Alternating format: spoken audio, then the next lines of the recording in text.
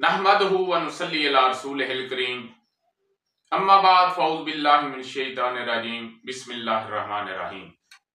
हाज़रीन और नाज़रीन, आज आपके सामने यूरिक एसिड और कोलेस्ट्रॉल की बात होगी। तो अवाम नास में इन दो चीजों का बड़ा एक खौफ पाया जाता है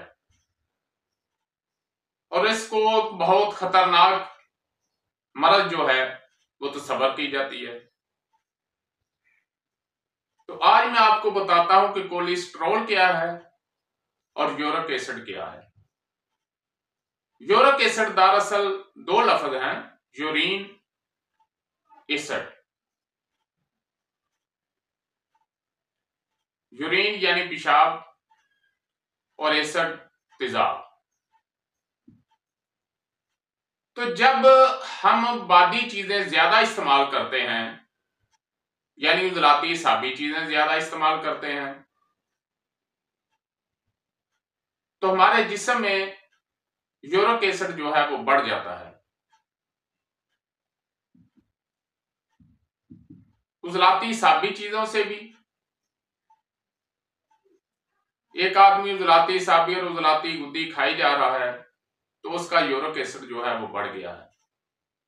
तो होता क्या है, चूंकि उजलाती तहरीक हो जाती है, तहरीक जो है वो बढ़ जाती है, गुद्दत में तस्कीन होती है।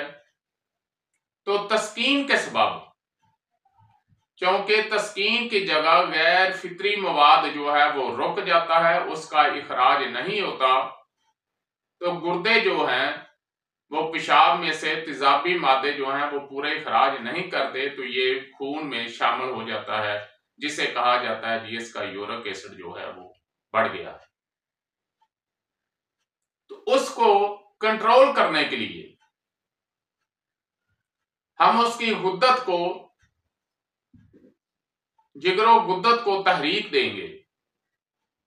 तो जिगरो गुद्दत को तहरीक देने से उसका जो यूरिक एसिड है वो खत्म हो जाएगा। तो इसके लिए बेहतरीन जो है वो अजवैन, पुदीना और अदरक का कावा है। इसमें आप गुड़ डाल लें और गरम अशिया जो है उसका इस्तेमाल करें, तो ये आहिस्ता आहिस्ता खत्म हो जाएगा। और दूसरा जो है कोलेस्ट्रॉल, तो ये ज़हन में रखें कि कोलेस्ट्रॉल एक किस्म का नहीं बल्कि 3 किस्म का है। जब किसी भी टिश्यूज में, किसी भी इंसीज में इजाफा होता है, उसकी तहरीक बढ़ती है, चाहे वो असाबी हो, चाहे वो गुद्दी हो, चाहे वो उजलाती हो, तो वो तहरीक जब बढ़ते बढ़ते मकाम सोदश पर पहुंचती है, तो मकाम सोदश का पहले भी कई दफा ये बताया जा चुका है कि जब चौथे दर्जे पर बीमारी पहुंचती है तो तस्कीन वाले मकाम पर, चूंकि पहले तहरीक की अलामात होती हैं, दर्द होता है, खिंचाव होता है, पहले खिंचाव होता है फिर दर्द होती है, और वो उसी सिस्टम में होती है, उसी नसीज में होती है, उसी टिश्यू में होती है जो जिस्म में बड़ी हुई होती है।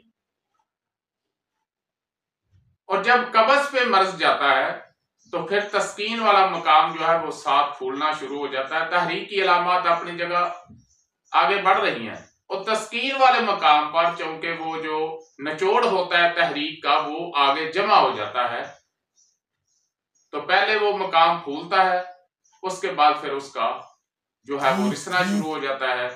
तो वहां जो जब मुसल के मकाम पर, जिसके लिए हम मलयन और मुसल का इस्तेमाल करते हैं, यानी कब्ज और सोजश के मुकाम पर जब जाती है, ये बात जहन में रखें कि जहां तहरीक बढ़ी हुई होती है उसको कहते हैं कि तुर्शी बढ़ गई है। उसका मतलब ये नहीं है कि उजलाती ही बढ़ गई है, उजलाती में एक अपनी तुर्शी है, लेकिन चूंकि वहां हवा बड़ी होती है, चाहे वो असाबी हो, चाहे वो गुद्दी हो, चाहे वो उजलाती हो, तो जहां हवा बड़ी होगी हम कहेंगे कि तुर्शी बढ़ गई है। और जब कब्ज के मकाम पर चूंकि वहां नमकियात पैदा हो जाते हैं तो हम कहेंगे कि इसमें नमकियात पैदा हो गई हैं तस्कीन वाले मकाम पर, और उसके बाद फिर एसिड पैदा हो जाता है, तेजाब पैदा हो जाता है, और उसी तेजाब की वजह से जो खून है वो जलता है। तो जो तहरीक बढ़ चुकी होती है उसके छोटे छोटे जो है वो खून में लोथड़े बन जाते हैं, यानी कि वो जलने की वजह से छोटे छोटे जो है वो जर्रात बन जाते हैं, जिसको कोलेस्ट्रोल कहा जाता है। ये तेजाब से मुराद ये नहीं है कि ये उजलाती तहरीक है। हर तहरीक में जब सोजश के मुकाम पर होंगे, इसीलिए इसकी जो 3 अकसाम जो है वो एलोपैथी वाले बताते हैं।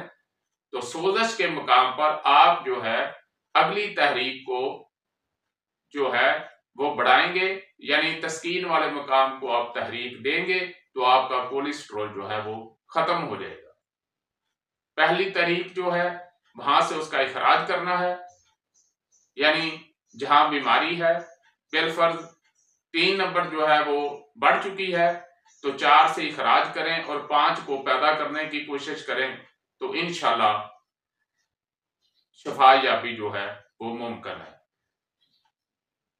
अगर 4 बढ़ गई है तो 5 से इखराज करें और 6 जो है वो बढ़ाएं, क्योंकि जब मलयन और मुसल देनी होती है, जब कब्ज और सोजिश के मुकाम पर बीमारी आती है, तो अगला जो तस्कीन का मामला है, जो तस्कीन वाली जगह है, वहां 2 जगह चूंकि तस्कीन होती है तो दोनों को दवाई देनी पड़ती है, फिर मामला जो है वो हल होता है।